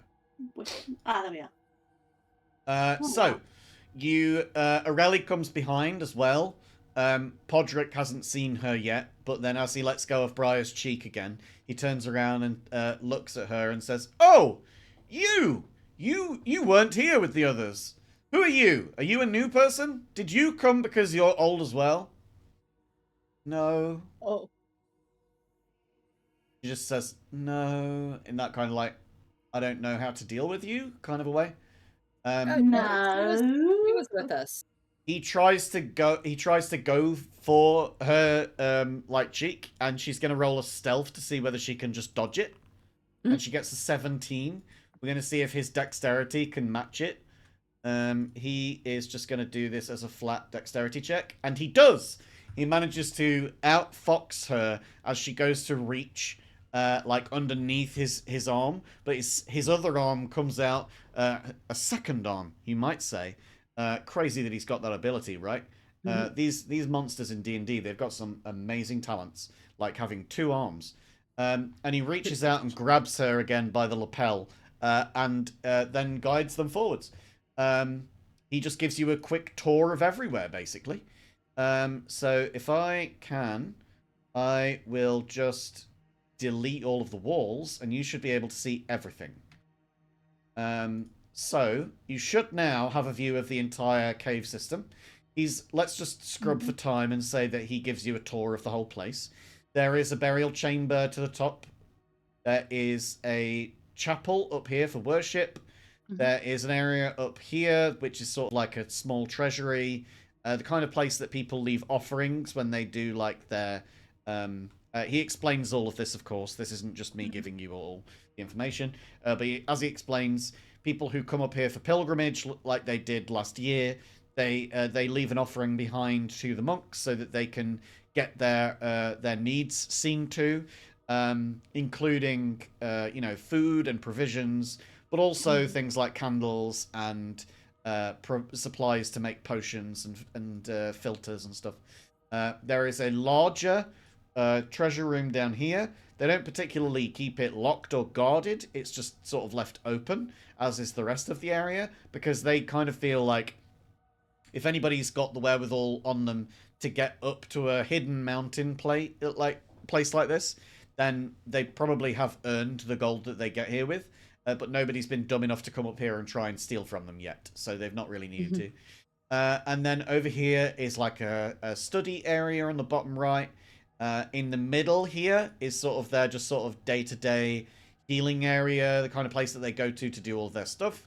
You can see that there are just 8 acolytes who are stood around about the room, who are just stood there waiting with their heads bowed, either in solemn prayer or in a vow of silence. Either one.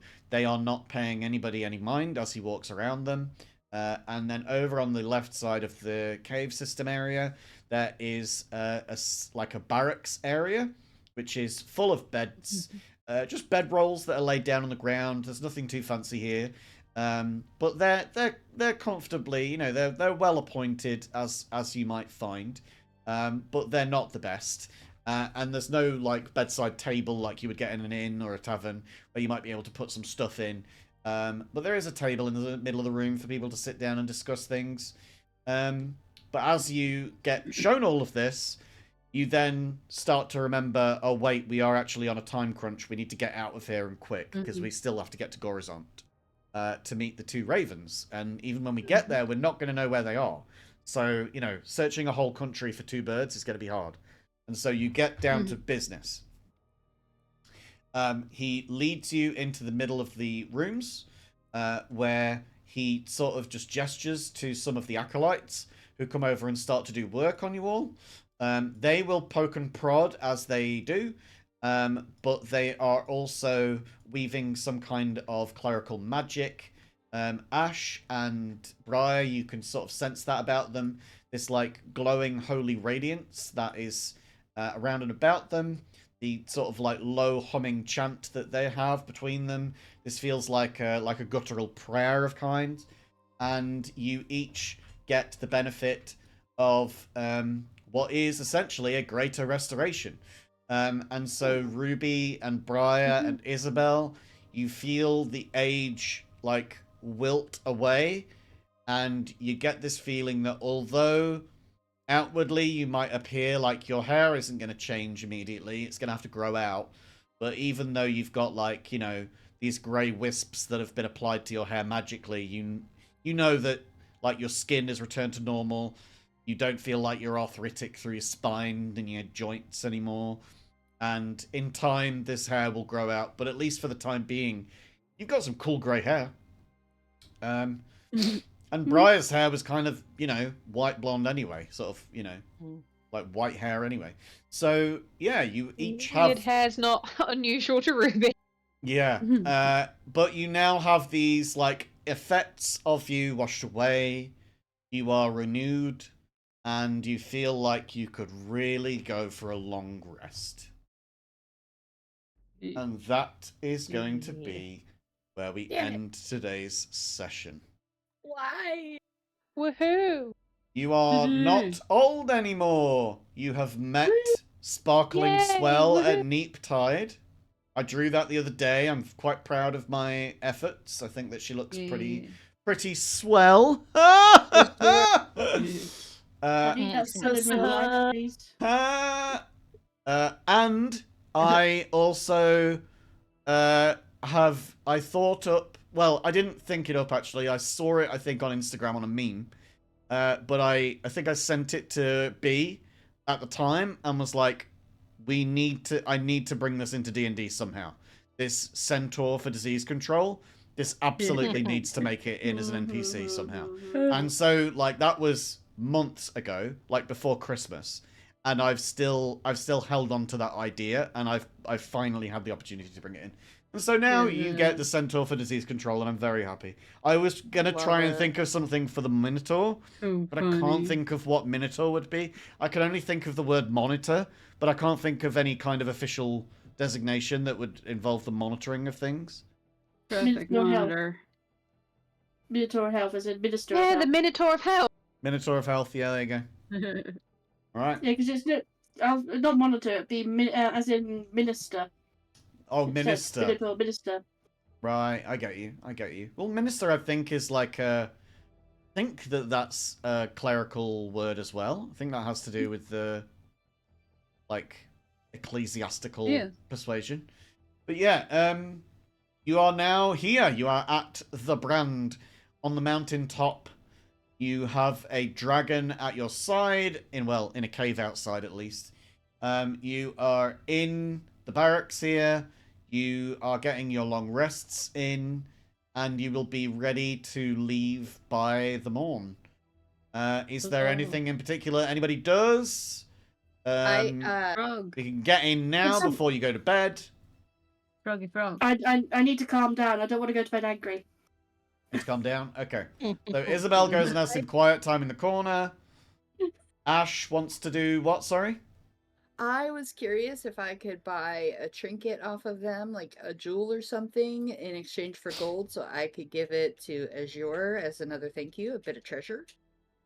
Oh. Give them, equal, amount. Okay. So Phineas puts his hand on your beak again. Oh, and leans in close. And as you've explained all of this and explained the dragon situation and that you want to give it as a gift, he says, "We are here to help those in need. And I would not accept your gold as payment for this. I would give it freely. But if you wish to give gold as an offering to help us further our goals of reaching the divine, then I would allow and accept it gratefully." Well, then I would like to offer you some gold. I'm going to give him 50 gold. Okay. So I think so far you're down 70 gold, is that right? Because you gave 20 to the dragon. Yes. So if you could just I've mark got- that off on your character sheet. Make sure that we're keeping up to date with all of these goals. Yeah, I did. I've got 19 something left. Great. Then you now receive this, like, what color gem do you think that you would look for? Probably like a blue turquoise one to match her. You find a blue turquoise, but you find this one that's got like a crack that looks like it's not like a structural crack, but it looks like it's got like a seam of white going across the surface, like it's some kind of, I don't know, sedimentary, formation in its past, or something has struck through it, either magical or natural, like lightning or something. But you get this kind of like the formation coming through it of like the bleeding out of electrical what do you call it? The electrical arc of a lightning bolt. And it really strikes you as being something that looks very personal for a blue dragon. Because blue dragons, of course, breathe lightning. And so this would be the perfect thing for her. So you find that perfectly, and that's sort of, you know, during the tour, you're like, oh, that looks great. Can I give you gold? And that's how this all comes out. Awesome. Great job. So you've now got that. We'll just remember that by typing it in here. Turquoise with lightning bolt mark through center. I forget what that's called. It's called something. It's a Lichtenberg. Lichtenberg something? Oh, the Figure. burn Lichtenberg figure. scar. Yeah. The path that it follows. Yeah, I think their 'Cause proper it name is a follows the Lichtenberg most figure. direct path that Yeah. it can find. I'm Even I'll- though it's all over the place. gonna Google it, but I want to Lichtenberg figure. Yeah, it is. It's called a Lichtenberg figure. It's a fern-like pattern that emerges when lightning strikes an object or skin. So yeah, you get that. Aldrin, you wanted to do your role for your Froggo. frog. So Ferdinand let's the get another Frog. frog. Oh my god, Let's that's a nat 20. Let's Woohoo. go! Nat 20. Jesus Ferdinand. Christ, you are getting through these. Hell yeah, Ferdinand. You were at 64 out of 100 to go. You are now at 41.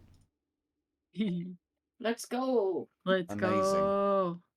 On the way to being a familiar. And if nobody has got anything else that they want to do before they go to bed, then we'll call it now and say that that is your long rests. Should I click on long rest? Yeah, go for it. We'll just have to unapply your rage as well. That's Wicked. Thank you everybody for being here. This has been amazing. You've been amazing. I've really enjoyed this session. I was so thrilled to show off the dragon to you all again. Because she's so... I'm very pleased with her artwork. There she is, for those who want to see her again. Just very cool. I'm very pleased with her. I did it from very little reference. I did mostly from memory. And I never draw dragons well, to my mind anyway. And so I'm just really pleased with how she came out. I think that... She's awesome. I love her. I'm quite happy with her. And the little glittering, like, white spots where the water would be. So yeah, that is the end of our session. Anybody got anything that they want to plug or talk about? Anything that you're up to or that you want people to watch or listen to? Or Well, read? I just got rated, so I'm gonna continue streaming. Sweet. Alrighty. so. Well, I believe that everybody that's in my chat is already in yours. So we could raid, but we'll probably just be doubling up on the people that are already there. But please, if there is anybody new, there is already a link which Tats has put for our multi-stream, but you should definitely go and take a look at their channel, and we'll go ahead and do the raid too. But thank you all for being here. Thank you for being awesome. And thank you to the people who just raided Tats. You guys are awesome too. But that's it for our session. Remember to be good to yourselves. And if you can't be good to yourselves, then at least have fun. Goodbye, everybody. Love you. Bye. Bye. Everybody. Love you. Bye. Ta-ra, ta-ra. Bye.